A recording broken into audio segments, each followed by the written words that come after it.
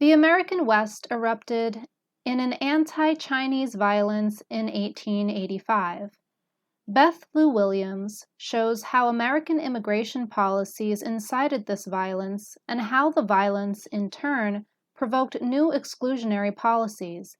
Ultimately, she argues, Chinese expulsion and exclusion produced the concept of the alien in modern America.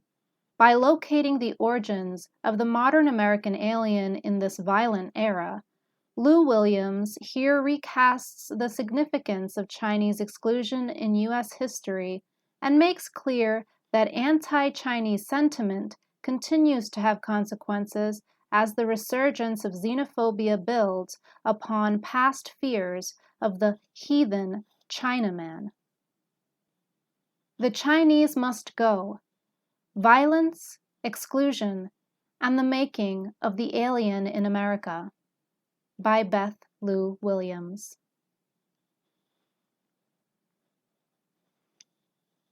A tolerance of foreign faces, garbs, and tongues is, perhaps, the birthright of citizens of New York, opined the editors of the New York Times in 1890.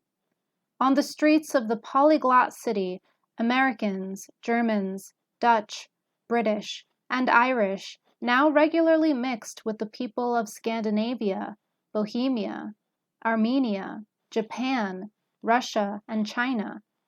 But even when surrounded by other foreigners, the Chinese within our gates seemed more alien than any, according to the paper. And it was not only among immigrants that the Chinese stood out. The black man and the red man are better liked, commented the editors. With the proper care and teaching, with fair treatment as citizens, the red and black assimilate and become of us to the extent that we are willing they should. Not so the Chinaman, concluded the Times. The Chinese are not to be digested. In retrospect, the making of the Chinese alien looks peculiar against the larger backdrop of late 19th century America. With the end of the Civil War, after all, came a dramatic expansion of U.S. citizenship to people who stood outside the traditional bounds of whiteness. The 1866 Civil Rights Act and 14th Amendment made America's former slaves into citizens by virtue of their birth on American soil. Though these measures still excluded Indians not taxed, Congress began, in piecemeal fashion, to extend citizenship to rising numbers of Native Americans in the decades that followed. In part, the post-bellum reconfiguration of formal citizenship was driven by pragmatic concerns. In the South, African American citizenship helped dismantle the former Confederacy, and in the West, Native American citizenship accelerated the dispossession of tribal lands. But lofty ideals of racial inclusion also played a vital role. Radical Republicans envisioned a state-guided process of assimilation and incorporation that would enfold the black and red races into the nation and its polity. Through the reconstruction of the South and the West, the federal government would mold these uncivilized peoples into worthy citizens. Federal projects of prolonged naturalization could be coercive or even violent, but envisioned a more inclusive America. Why, then, did Chinese exclusion and the modern American alien emerge at this time? Looking back on this turn toward racial liberalism, the treatment of the Chinese may appear anomalous, but in fact, these histories of rigid exclusion and radical inclusion are two sides of the same coin. The post-bellum period saw both the creation of the modern American citizen and the modern American alien, a synchrony that was not coincidental. There could be no substantive concept of alienage in American law and society before there was a meaningful concept of citizenship, and it was only after the Civil War that the national citizen was born. Of course, There were both citizens and aliens in the antebellum period, but at that time citizenship and alienage played only a minor role in defining a person's rights and status within society. This was due, in part, to the fragmentary nature of citizenship in the early 19th century and, even more so, to the many competing forms of social membership available.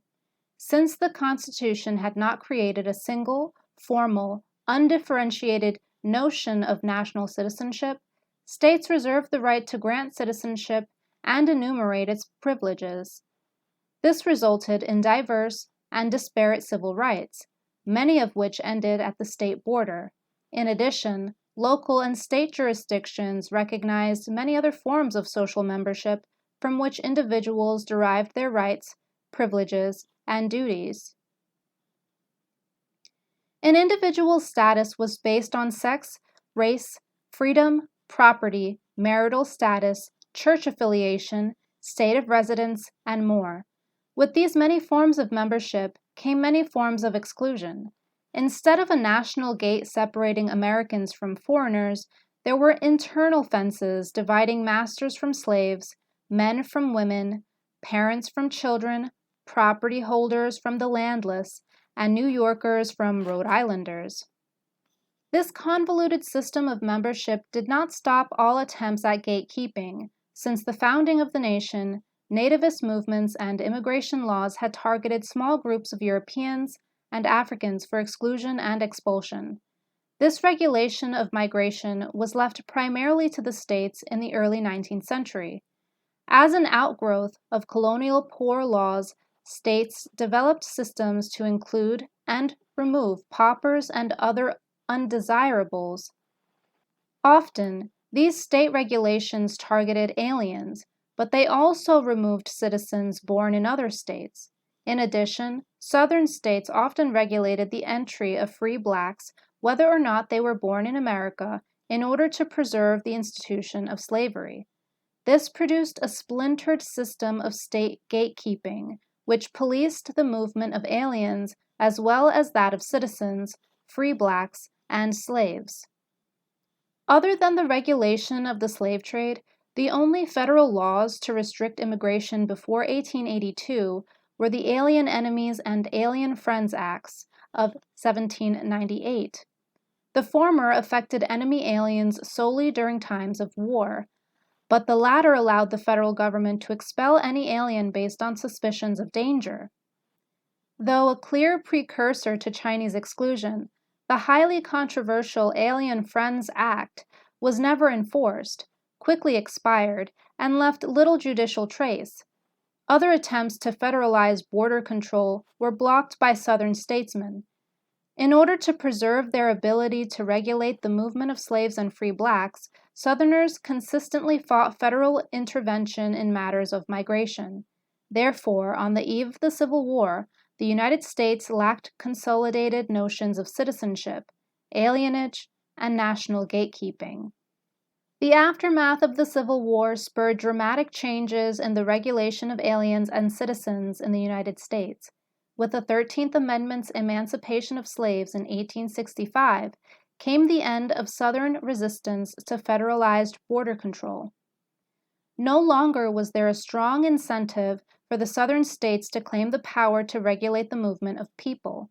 And with the 14th Amendment's promise of equal protection in 1868, came increased judicial scrutiny of state regulations.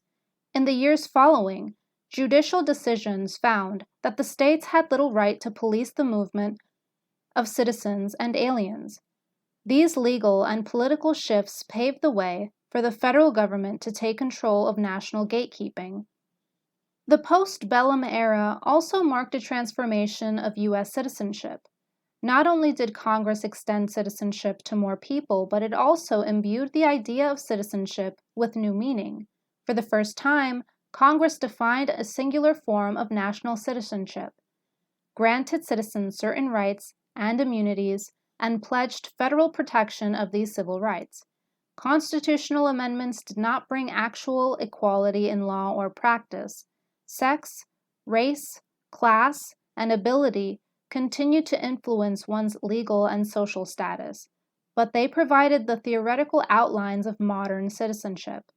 To forever protect Americans from slavery or other abuses by the states, Congress enshrined in the Constitution the rights-bearing citizen who lives on to this day. Once the federal government began to fashion the national citizenry, it was only a matter of time until it defined who would stand outside those ranks. The existence of the citizen demanded the concept of alien, and they developed in tandem. Though national citizenship had begun taking shape in the late 1860s, it was not immediately clear what alienage in modern America would entail. Who would be considered an alien and for how long? Which aliens would be allowed to enter the nation? What power did the government hold to exclude and expel unwanted aliens? What rights did an alien possess? Could unauthorized aliens claim those same rights? The Chinese were not America's first aliens, but America first drafted national answers to these pressing questions for the specific purpose of excluding the Chinese. As the state and the public made Chinese migrants into the epitome of alienage, they also invented the very concept of the alien in modern America and began to delineate its meaning in law and in practice. The invention of the modern American alien is closely tied to the postbellum reconfiguration of citizenship. The 14th Amendment opened the possibility that people of Chinese ancestry would someday be U.S. citizens by birth, a prospect that galvanized the movement for exclusion. Long before Chinese migrants arrived in the United States, American leaders feared that social heterogeneity could undermine their Republican experiment. In the antebellum period, social hierarchies and internal exclusions promised to mitigate the power of undesirable minority groups, but with the postbellum expansion of citizenship and enfranchisement came heightened fears of the destructive power of cultural diversity on American society. In response, the public and the state both turned to projects of African American and Native American assimilation with newfound vigor and became particularly obsessed with the inassimilability of the Chinese. With birthright citizenship newly open to the Chinese, anti-Chinese advocates worked to narrow the other two avenues to citizenship: naturalization and immigration. Since 1790, the privilege of naturalization had been confined to free white men. When American diplomats negotiated the Burlingame Treaty in 1868, they reaffirmed Chinese ineligibility. In 1870, Congress returned to the question of naturalization as they debated how to grant citizenship to newly emancipated slaves who were foreign-born. Some believed that it was time to strike the word white from America's naturalization statutes and allow the Chinese to enjoy the same rights as all other immigrants. But many congressmen, including Senator William Stewart of Nevada, argued that the recent extension of citizenship had gone far enough. Because we have freed the slaves and then given them their civil and political rights, does it then follow that we must extend those political rights to all people throughout the globe? Stewart queried. For him, the answer was clearly no, for this would render American citizenship a farce. As fences came down within the postbellum nation, Stewart believed that walls needed to go up at its borders. In the end, Congress agreed, and naturalization rights were only extended to aliens of African nativity and to persons of African descent. Not all congressmen were content with this decision, however. If you deny citizenship to a large class, you have a dangerous element, Senator Samuel Pomeroy of Kansas cautioned. You have an element you can enslave. You have an element in the community you can proscribe. He recognized that a permanent alien underclass would be in grave danger of abuse. Few heeded his warning. After consigning Chinese migrants to permanent alienage without a path to citizenship, the federal government then moved to restrict their entry and curtail their rights. When anti-Chinese advocates violently asserted their status as rights-bearing citizens, Congress responded with an expanded program of exclusion. First came the Page Act of 1875, which slowed the migration of Chinese women and, as a result, the birth of Chinese Americans. Then, the Engel Treaty of 1880 and the Restriction Act of 1882 temporarily limited Chinese labor migration.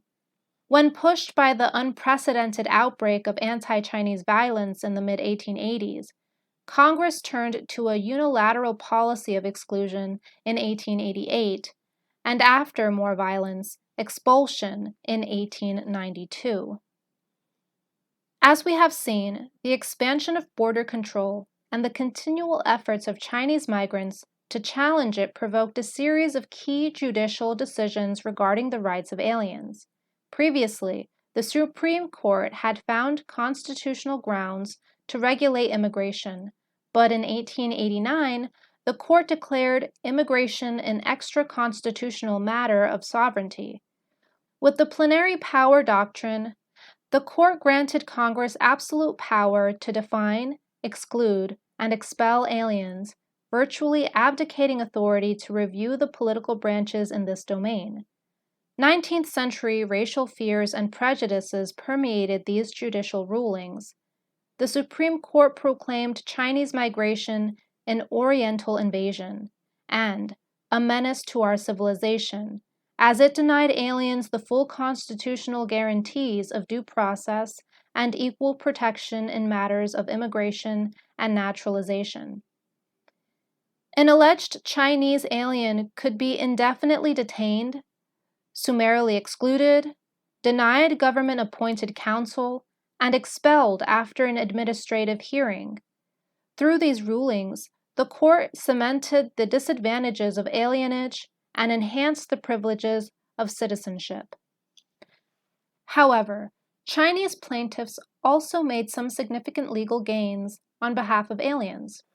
For example, Yikwo v. Hopkins and Wong Wing v. United States established that aliens retained certain fundamental rights based on their personhood and territorial presence. In 1898, United States v. Wong Kim Ark affirmed the citizenship of all children born within the territorial limits of the United States regardless of their parents' immigration status. In this case, the Supreme Court ruled against the U.S. Solicitor General who, on behalf of the William McKinley administration, argued that the Chinese should be denied even birthright citizenship. In each of these landmark decisions, the rights of the Chinese became a test case for the rights of all aliens in America. This is not to say that Chinese exclusion single-handedly built the scaffolding of modern American gatekeeping. Only a few months after Congress passed the Chinese Restriction Act, it also federalized the restriction of paupers, criminals, and unfit individuals in the 1882 Immigration Act. During the 1880s, Congress federalized both Chinese restriction and general immigration control, but it maintained two separate systems of enforcement until 1909 and enacted separate immigration laws until 1924. For decades, the exclusion of all Chinese laborers and the restriction of certain undesirable immigrants developed along separate but parallel lines. Despite these legal and bureaucratic divisions, officials enforcing general immigration laws borrowed strategies from the enforcement of Chinese exclusion and vice versa. Although Chinese exclusion was not the sole progenitor of national gatekeeping, it did establish the formal and substantive meaning of modern alienage. With the General Immigration Act of 1891, Congress used the precedent of Chinese exclusion to deny judicial review in all immigration hearings, and the Supreme Court soon confirmed that the plenary power doctrine applied to all aliens. This removed immigration cases from the judicial system, where aliens had previously claimed constitutional guarantees of equal protection and due process, and placed them within a distinctive system of summary administrative proceedings, where federal officials had broad discretionary power.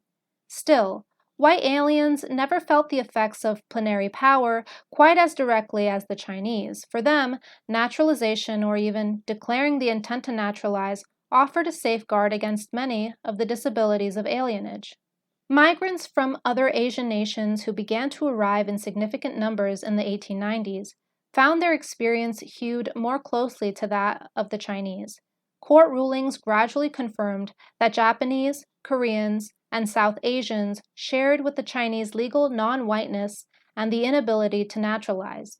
Chinese exclusion laws had inaugurated the practice of restricting migrants by nativity, and in the early 20th century, the federal government extended this policy to migrants from other Asian nations. The Comprehensive Immigration Law of 1924 continued along these lines by creating a three-tiered immigration program. The Johnson-Reed Act excluded all immigrants from Asia, exempted all immigrants from the Western Hemisphere, and granted graded quotas for immigrants from Europe, with preference for nationalities believed to be more easily assimilated.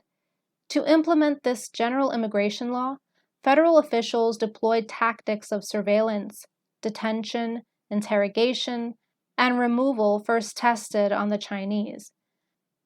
And on a more fundamental level, they relied on the consolidated concept of alienage that exclusion had produced.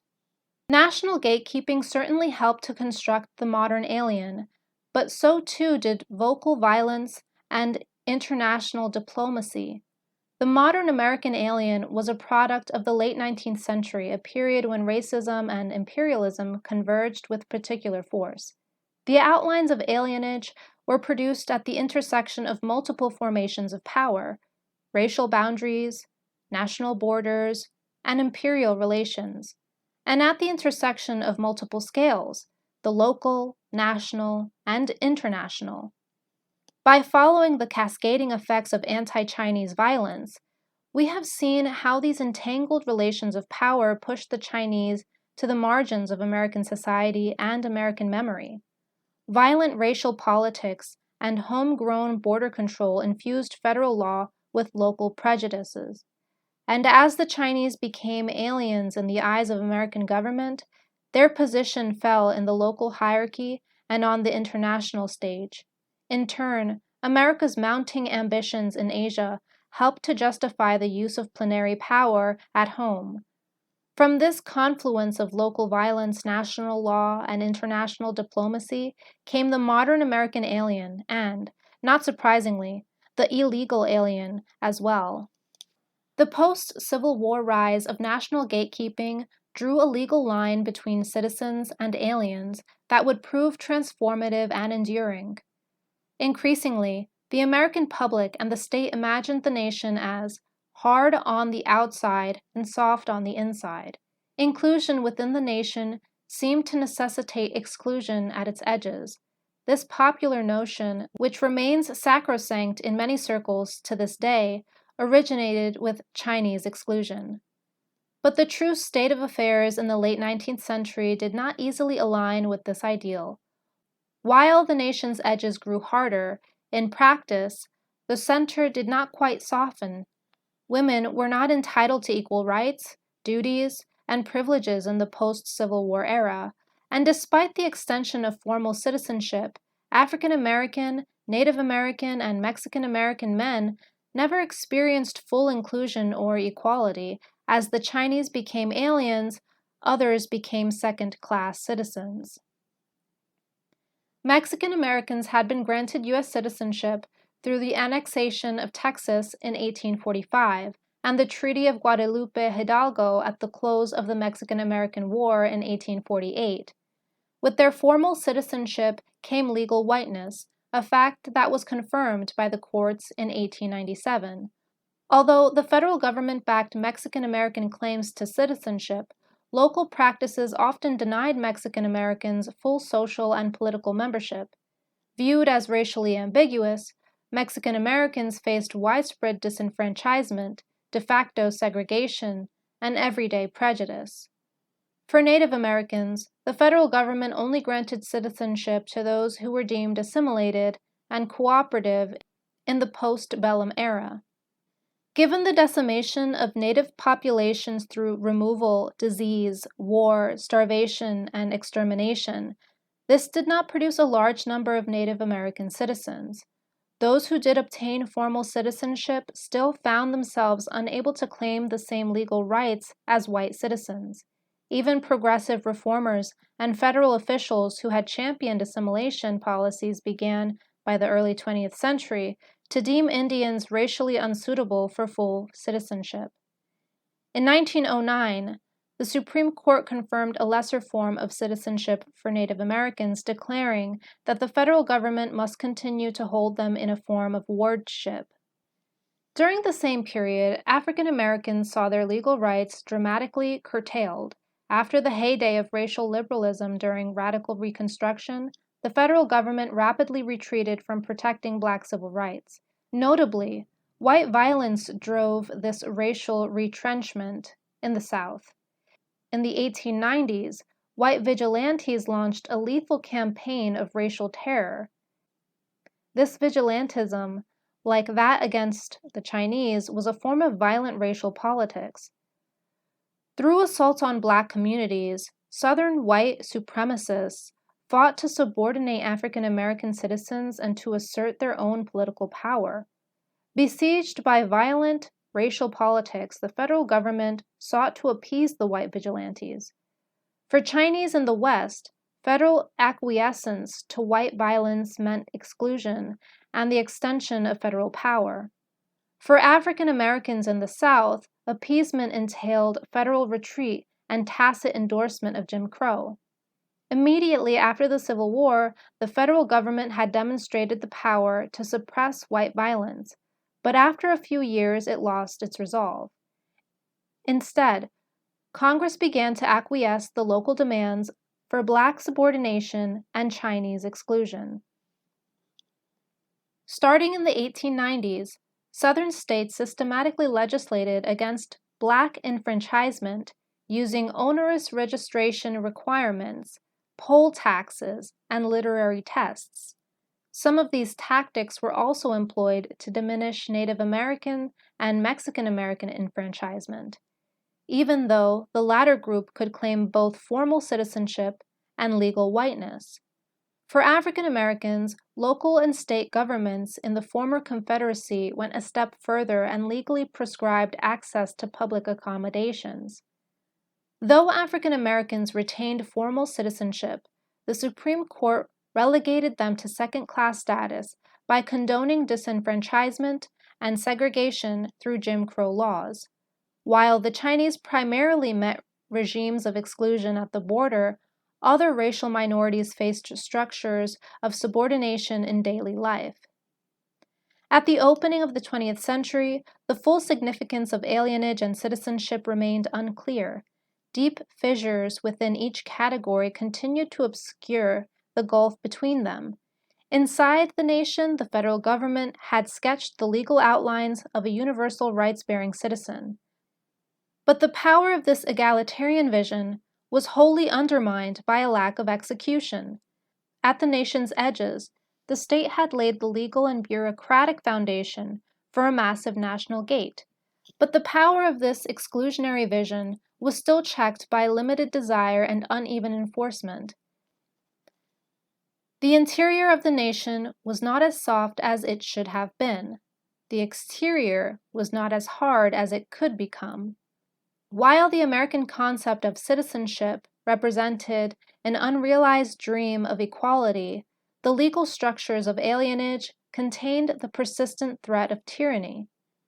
Despite the dramatic events of the intervening century, these fundamentals continue to define America today.